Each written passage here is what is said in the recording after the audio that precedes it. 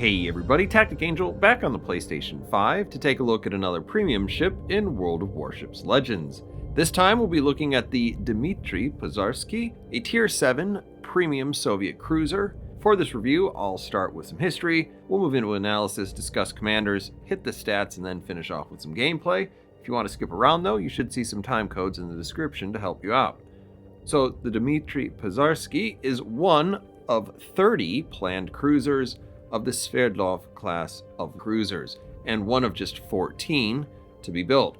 We have talked about the Sverdlov-class cruisers before because, unless the 55 on the side of the ship is doing a great job disguising this ship's model, you've probably seen the Kutuzov out there from time to time, and she's Dmitry's sister. The Sverdlov-class, also known as the Project 68 Bis, were a series of cruisers intended to iterate off of the pre-World War II Project 68 cruisers, which we know as the Chapayev class. The project began in January 1947. The machinery and armament of these vessels were all the same as those used in the 1938 designs of the Chapayev class, but included an all-welded design, much greater fuel capacity, and better torpedo protection. There is some debate about the intent of these ships because on the one hand you have sources that will tell you that this is intended for coastal defense, in which case the 9,000 nautical mile range seems a bit excessive, and on the other hand you have the Soviet fascination with the Kriegsmarine. Whatever the case, by the time that they were put to sea in general, and the Pozharsky's case in particular, these ships were almost obsolete. Laid out in March 1952, launched in June 1953, and commissioned into service on the last day of 1954, about 10 months before the first guided missile cruiser became a reality. In any case, you don't know what you don't know, and no one really knows the future. Whatever Stalin's plan was for these ships in the Red Fleet, the Sverdlov-class order was cut from 30 to 20, with only 14 being completed. And whatever their original purpose, the Sverdlovs were a reasonably dangerous-looking vessel for the 1950s, particularly if you weren't the United States or a European naval power. So they all excelled more or less at gunboat diplomacy. In that capacity, Pozharsky spent most of her time showing off in the South Pacific. Originally part of the Northern Fleet, she scooted across the Northern Sea Route when she was able to in 1955 and sailed around to Shanghai and other places. Of course, by this point, the Cold War was already pretty frosty. So this sort of diplomacy was in hopes of gaining favors because the second, albeit briefly lived purpose of the Sverdlov class is widely considered merchant raider. Fascinated by the exploits of raiders like the Graf Spee, having friendly foreign ports in far-flung places gave the Soviet Union the ability to target commercial shipping in parts of the Atlantic, most of the Indian Ocean, and throughout the Pacific. Though many people may look at the exploits of the German surface raiders as something of limited value and a short-lived affair, if you were a belligerent state occupying parts of Europe and wanted to make sure that the recently formed NATO coalition didn't send dozens of carriers to your coastline, or to a coastline of any other state you wanted to occupy, having relatively fast and reasonably well-armed ships sinking tons of shipping and killing loads of civilians would either divert a lot of attention for weeks or months from whatever other shenanigans you were trying to pull, or, in the unlikely event they ignored it, certainly frustrate international trade and industry, and that would include wartime logistics. This sort of threat is one contemplated by historians who think they know what the Soviet mustache man was thinking. USS Nautilus, the first nuclear-powered submarine, was launched the same year as Pozharsky, and by 1960 you had some fairly limited and primitive satellite imagery. So as more NATO ships with functionally unlimited range and eyes appeared in the sky, the somewhat imponderable size of the ocean that allowed Germany some success would increasingly diminish almost immediately after Pozharsky's launch. And I guess it's worth mentioning, the Soviets and NATO never really did square off officially, so it's all a bit academic. As such, Pozharsky's major wins during the Cold War included following around the USS Constellation in 1974 and 1975, by which point the Constellation was operating F-4 Phantoms, against which Pozharsky would have little defense. But at least if they weren't at war, it could gain some valuable intel on the American fleet. Then, following that, sailing for Port Louis in Mauritius to render some aid following Hurricane Gervais. A few years later, in January 1979, she was placed into the reserve, where she would stay for the next 8 years until she was struck from the Naval Register in 1987, after which she was sold for scrap and was finally broken up in 1990. The ship itself displays hull number 55, which she wore in 1956. Like a lot of Soviet ships, she wore a confusing coalition of numbers, but as a result, we have a pretty reasonable indication of when this model is supposed to be from. As for its namesake, she's named after Dmitry Pozharsky, curiously enough, a relatively minor figure in the Polish-Russian War and a militia leader during the Battle of Moscow in 1612, so kind of a hometown hero. As for Pozharsky in Legends, she's joining a pretty crowded field. Near as I can tell, there's between 6 and 8 Soviet cruisers at Tier 7, with 4 distinct premium ships in 6 different wrappers. In this case, Pozharsky looks familiar, but tends towards probably a different crowd. Though physically similar to Kutuzov, being that they're the same class of ship, Pozharsky has a decidedly British flavor to it. Having a short fuse, this light cruiser is less likely to overpen. And I say less likely because this ship still does have what are described as terrific shell ballistics, which in this game means high speed, low travel time. She mixes this well with improved penetration angles and the ability to use several short duration smokes rather than 2 traditional smoke screens. That's sort of necessary to make this AP only gimmick work, but AP only should sound awfully British. The downside to the ship is that it has at least all of the traditional vulnerabilities of Kutuzov, which is an armor scheme fitting for a ship you don't intend to get back, while having a sea visibility about as subtle as putting Swan Lake on TV during a political uprising, but maybe the dubstep version instead. Which puts you at a bit of a disadvantage versus a real ship of the Royal Navy, which at least in this game enjoys excellent concealment for its AP performance. You might argue that this gives a comparative downside to the ship like Edinburgh that gives you the option for stealth radar, where at least you can figure if you're detected, you can probably detect somebody else. But it's worth mentioning that the supposedly improved shell ballistics are a double-edged sword. While it might be more easy to hit targets that you have a clear shot to, it's more difficult to find islands that can facilitate your free farming of damage, so you will be more reliant on smoke for more than one reason. Likely people who are going to enjoy this ship are folks who actually are more aligned with the British light cruiser gameplay, but who prefer those ships with smoke rather than radar. This isn't a one-to-one on skill by any means, but for the more risky or utility-minded of Royal Navy captains out there, she may still be a bit underwhelming. Likewise, the AP performance of the ship doesn't quite match up to what commanders of the Piotr Bagration might want out of their AP in terms of citadels. Though in spite of her weaknesses, it might be said that Pozharsky is somewhat less unforgiving. Unfortunately for commanders in game, there's not much good that can be said for most Soviet options, and there's nothing that has Smogathon, if you're that kind of guy. Makarov doesn't do a whole heck of a lot for the ship.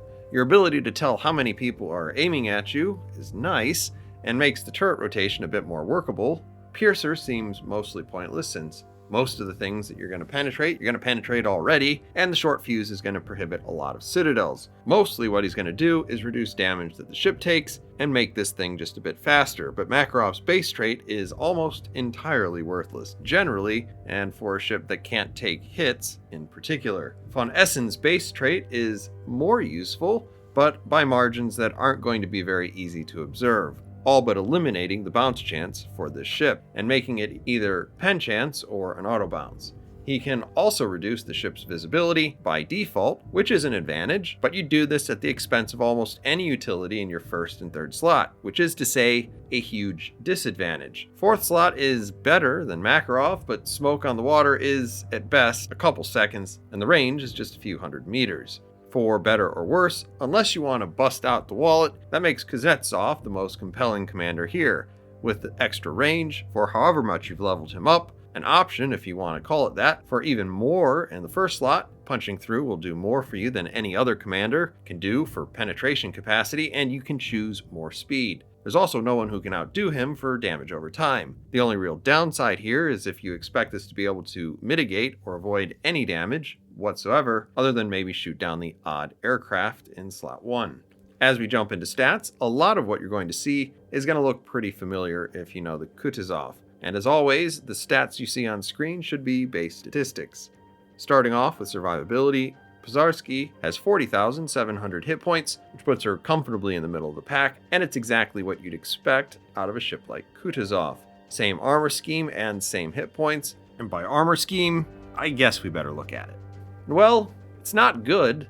The green here is 25 millimeters, which means your full pens for a lot of destroyer HE, all the cruisers that have HE, and 15-inch and larger guns don't really care about this protection at all. Your Citadel protrudes a meter or two above the waterline, and with 100 armor, you might catch the lucky bounce here, but it'd be really debatable whether taking an overpen to the nose into the Citadel through 120 there would be any better or worse than being caught broadside and praying for an overpen. I think that answer is actually based largely on what's shooting at you, but the result is going to be pretty awful either way. That might take something away from you guys who like the Edinburgh and think you might like this, because that ship has sort of crazy armor still in Legends and can effectively bow tank to a significant degree where Pozharsky can't.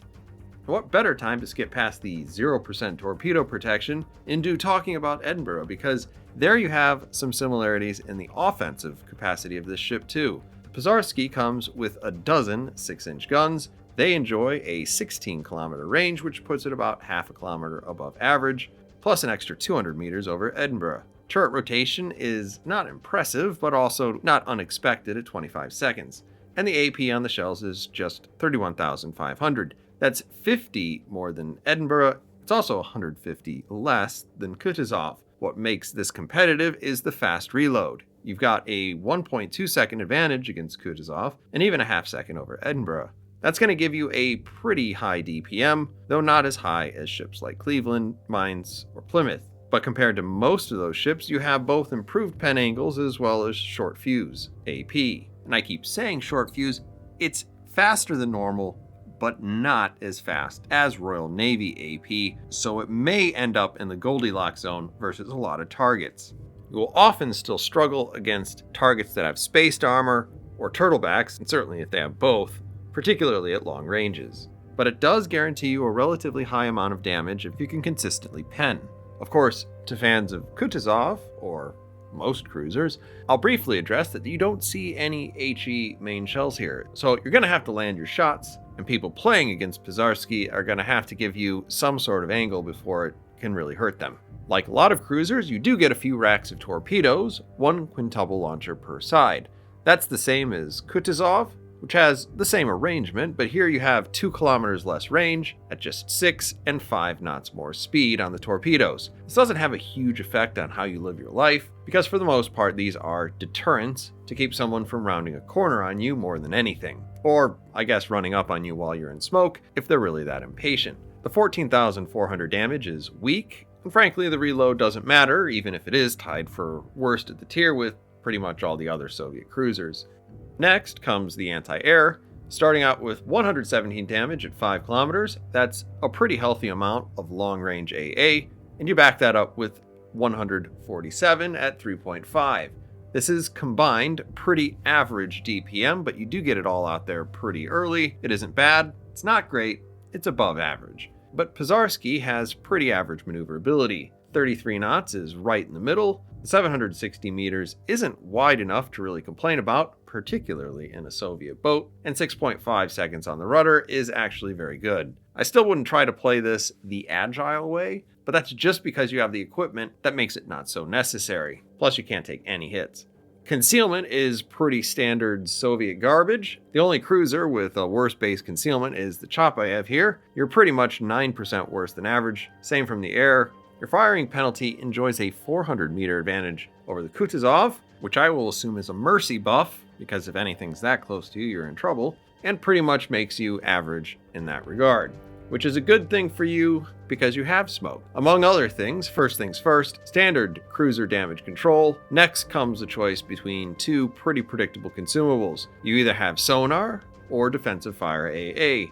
Since these are both completely normal, but as a backline flanker, you might have a slightly better argument in favor of DFAA.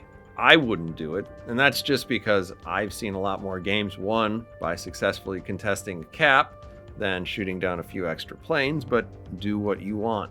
Next comes smoke, which is anything but normal. I've compared this several times to Edinburgh smoke. Really, this is sort of Edinburgh smoke at home, having more in common with lightning smoke, just with a slightly longer discharge time. Even if the duration is just 40 seconds, you'll have at least 5 opportunities to stop wherever safe, pew pew to your heart's content before moving on. Without Smogathon, there's no way to really chain this into forever smoke, but the base time between them is just 25 seconds, and overall it still works pretty well. Last, you have a cruiser heal. This is actually marginally better than average at 0.6 rather than 0.5% of your life per second. You can let me know in the comments how much this has helped you.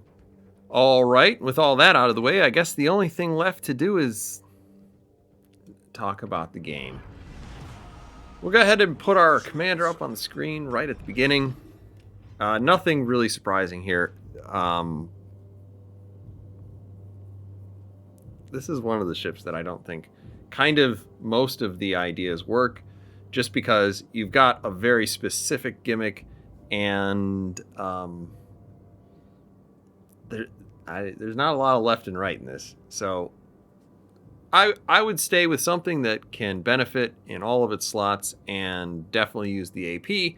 And we're doing that here with Kuznetsov. And other than that, we'll go ahead, we'll get that off the screen because nothing to talk about there. And we're rolling up towards B, at least for the first few seconds. We don't mind getting into a position where maybe we can get some shots over these islands. Keep in mind, we have extra fast shells. So if I get too close to these, I will encounter some problems in shooting at things.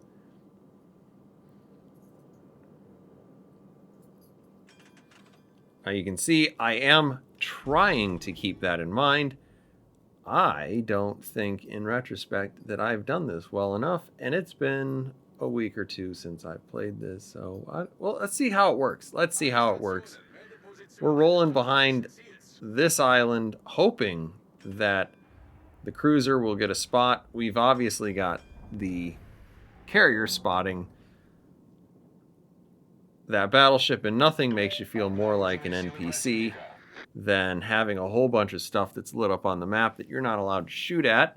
So that's fun. Oh yeah, we're in a carrier game.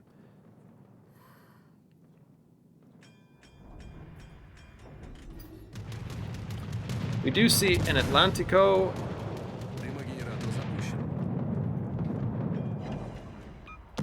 We do draw some shots, but use our smoke immediately to try to get out of that. You can see we're putting some shells in.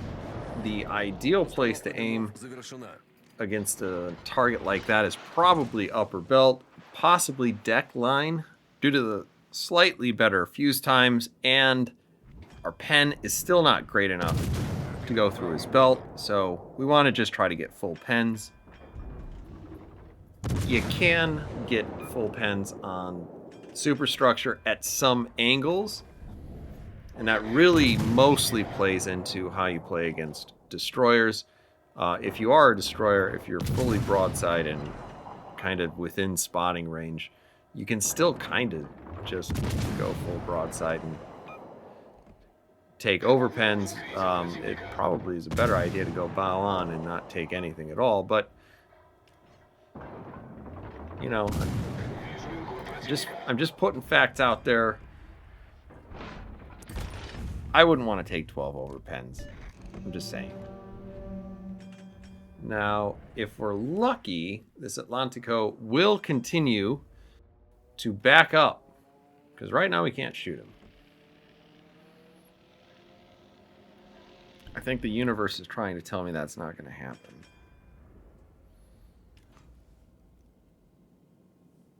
We get a bit impatient and start to sail towards the middle of the map. I do have some concealment, so my sea detectability isn't quite as bad as sort of an out-of-the-box Pozharsky. So I don't feel as bad about this, but we're just seeing if we can't catch a spot on that battleship. That is a different battleship.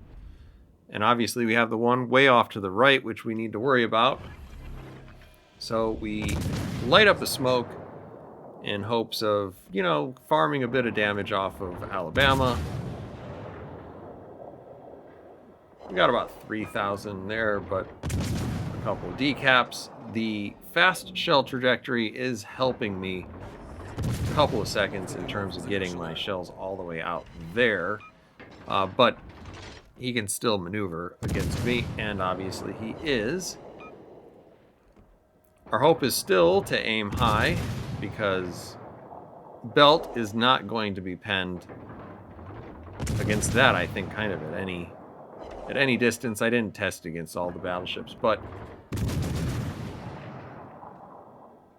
as usual, I tested it against some of the battleships, and there are quite a few that you can just run all the way up on, and you'll never damage them, ever. Our smoke runs out.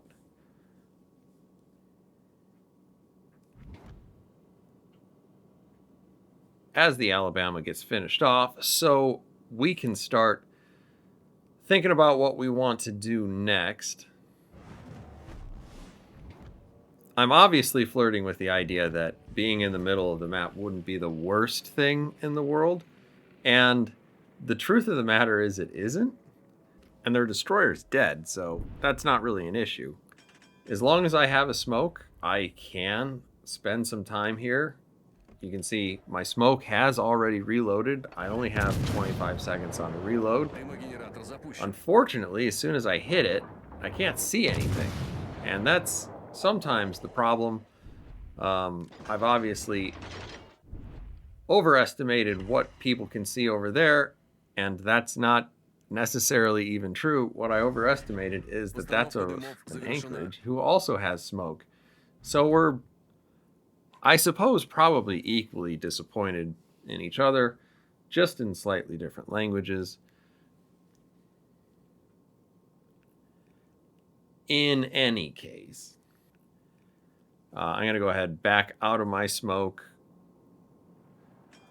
It doesn't look like I caught any sort of spot against the Charles Martel, and we'll start to roll out in that direction. You can see he's retreating towards the middle, and I've got plenty of HP to play with. Just no armor to protect it. Similarly, our carrier does not appear to be very confident in our ability to capture C and to hold on to it. You can see he's heading over towards B. Not the worst idea in the world, but it's certainly not a vote of confidence in me.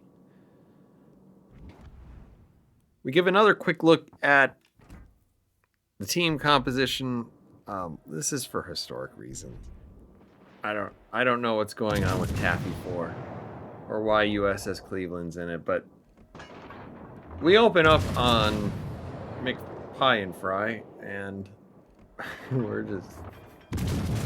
I can't even narrate this. Anyway, you can see, in addition to my inability to hit things generally, nowadays when I hit something head on with this ship, it's not going to do a lot of damage. We've got some shells coming in because we're still spotted by something, and none of this is very good. Thankfully, we've got some folks who are shooting HE at us, and the rest of it doesn't get too catastrophic. We're going to go ahead and head out here towards B. We're going to maybe, hopefully, pay a little bit of attention to the island that's in front of us. Maybe. All right, I'm feeling pretty confident.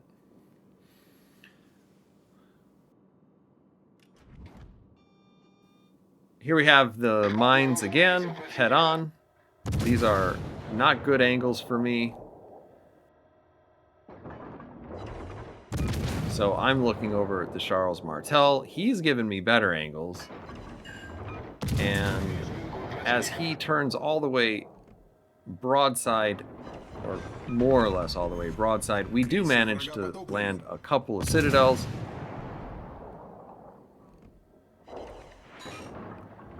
Now we've just got the mines. We're shooting high above the deck line, hoping to get superstructure. We do that a couple of times, but he gets taken out by somebody else.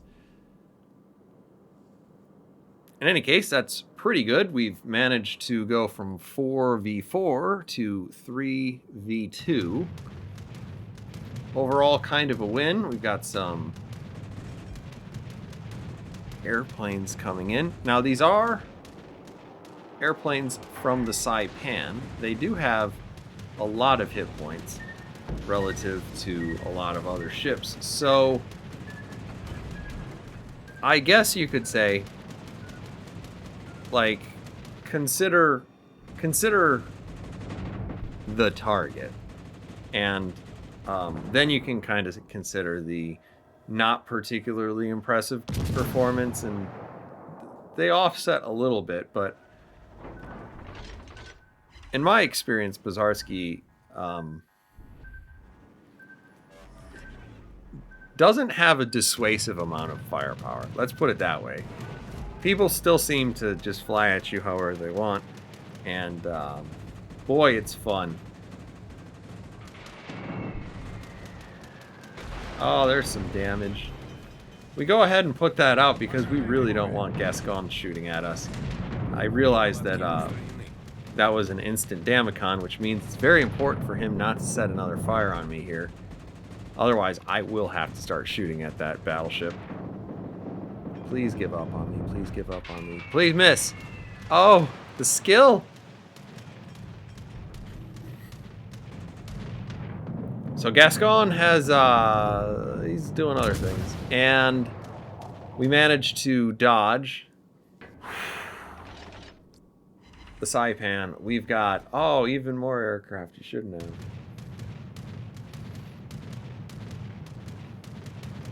This is like every game this update. And the only positive thing is it isn't a Kakalov. So we're going to take like all of those. Oh gosh. 0% torpedo reduction, gentlemen. 0%.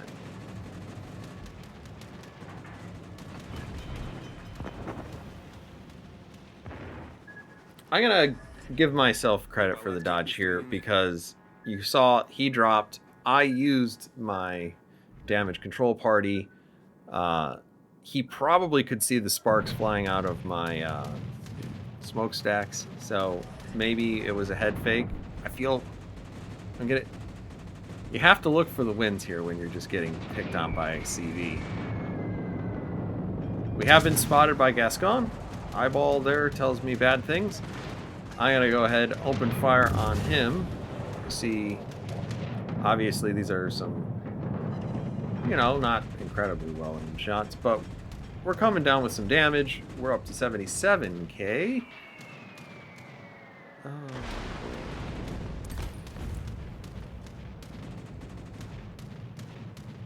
And Gascon is dead, which is good for us. And we're going to go ahead and run in there on the carrier and see if we can't return the favor. Now that more or less means that we're probably going to win this game because obviously, you know, solo carriers tend not to have a lot of luck. We managed to close the distance on that torpedo before it arms, which is a little bit of luck.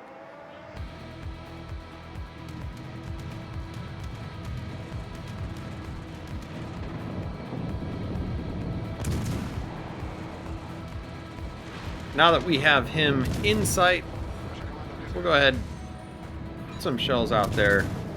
You can see we're getting a couple of overpens still. The arming threshold on this is 20 millimeters, and we aren't finding citadels, probably because the citadel is just too low in that ship. given the island, and he eventually dies. I don't get to kill him, but I do get the miscellaneous helper award, so that's exciting. And that'll bring us right along to closing thoughts about Pozharsky. Well, I'm a bit disappointed in myself for choosing to do this ship first in the update, because it's just not a ship I care about at all, and it has a playstyle that also doesn't suit me. It's like a perfect storm of indifference, even if I think this ship works perfectly fine for what it does, and the people who are going to enjoy it are, I think, outlined pretty well in the beginning of this review. There's no real hidden gem of info. It's folks in the Venn diagram of likes the Plymouth, or maybe wants something like the Plymouth, but at a price point more suitable to a product that says made in Russia, but also enjoys Soviet ballistics. I don't like any of this stuff, but this combination worked a lot better than I expected, with all the vulnerabilities and the way that I typically play. Anyway, those are just my thoughts on the ship. Let me know what you guys think in the comments, and of course, I'll see you on the next one.